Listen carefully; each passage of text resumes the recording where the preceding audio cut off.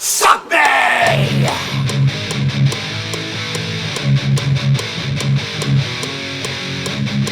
Sunday is the Sabbath. Black Sabbath Sunday.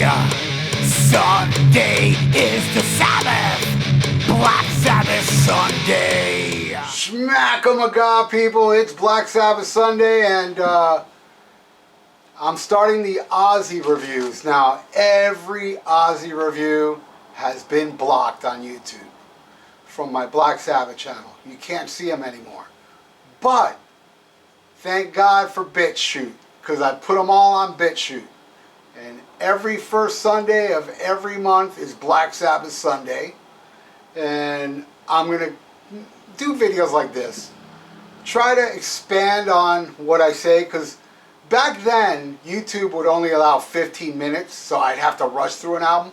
Now I can take my time and talk about it. But what I won't do is talk about the tracks down there. In the description below, you'll hear me talk about the tracks. So I'll just talk about this. I remember my little history with Ozzy. I was already a big Black Sabbath fan. I owned Never Say Die, We Sold Our Souls, and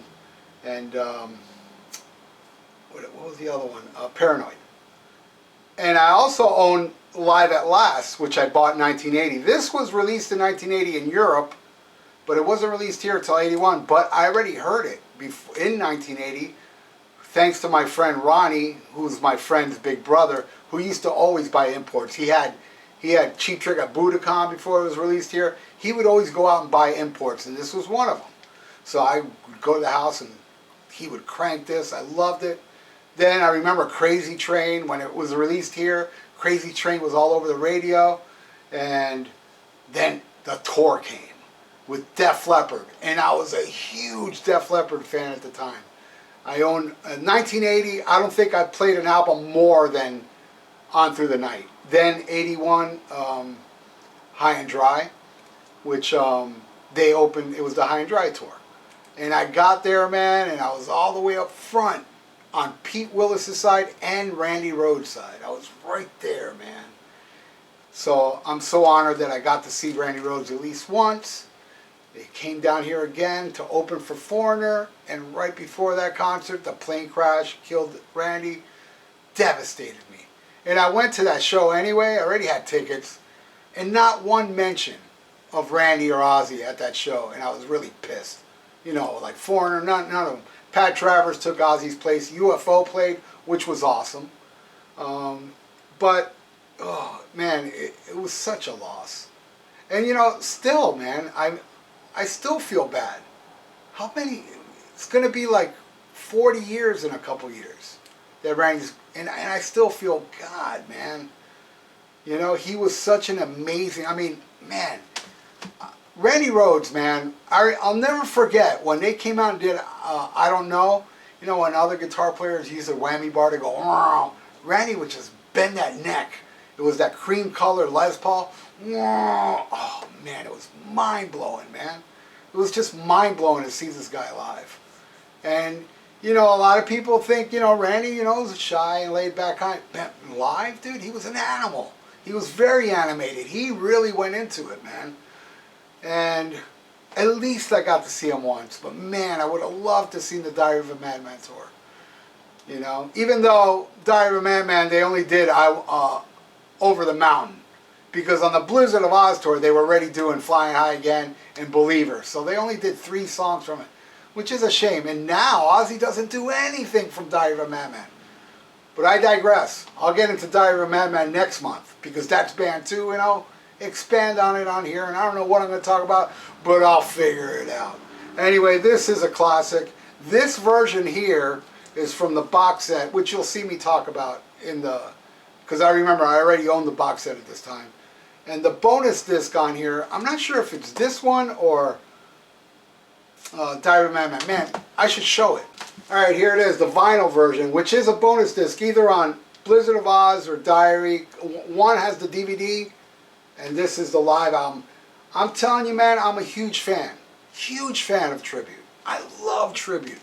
I like this one even more. This is an amazing live album. If you can get it, get it. No, it's a bonus disc on on the Blizzard of Oz box set. But what else is there to say? I guess nothing else. I love Ozzy. Always will love Ozzy. And it's just a shame that, you know, it's very hard to get. I mean, it's impossible to get Ozzy stuff on YouTube. You know? Gee, I wonder why. Sharon!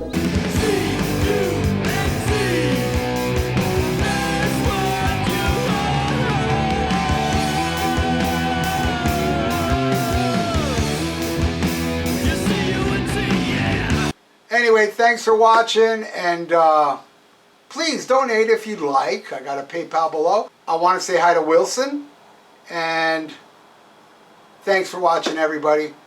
Subscribe, please. Thank you. SHMACKEMAGOB. For those that use social media, you can follow me on Instagram and Twitter, and you can join the Almost Human 56 Facebook page. All links are in the description below. A lot of you been asking for it. SHMACKEMAGOB merch. Yes, many types of shirts, long sleeves, short sleeves, hoodies, you name it. Plus other stuff like shower curtains and bedspreads and mugs and socks and clocks and oh, I can go on. But why should I? The link is below. Just click the link below in the description for all the SHMACKEMAGOB merch. Order yours now. SHMACKEMAGOB.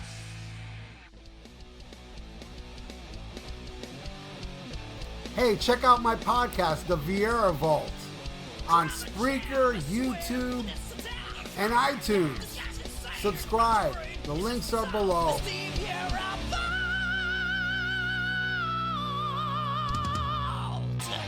Looking for some new podcasts to listen to? Well, Rat Salad Review Network has plenty of shows to choose from. Like Rat Salad Review, where they discuss the latest rock and metal news, as well as interviews and albums. Album vs. Album, the King Diamond Podcast, with Wayne Noon, Greg Norgal, and sometimes this guy. SHMACKEMAGOB! Ralph Vieira is also on our network with the VIERA Vault. There's also Old Man Metal's Musings, where he discusses heavy metal and beer. Music is Life with Lou Mavs. The Right Opinion for those who love politics. A South Park podcast called Suck My Balls. The Infinite Fringe, a watch-along wrestling show called Beyond Bushido, ex-Stradivarius guitarist, the Timo Tolkki podcast, and the great Harry Barnett with I Don't Even Like Podcasts. So check out ratsaladreview.com or search Rat Salad Review on YouTube, Podbean, iTunes, Spotify, Stitcher, and more.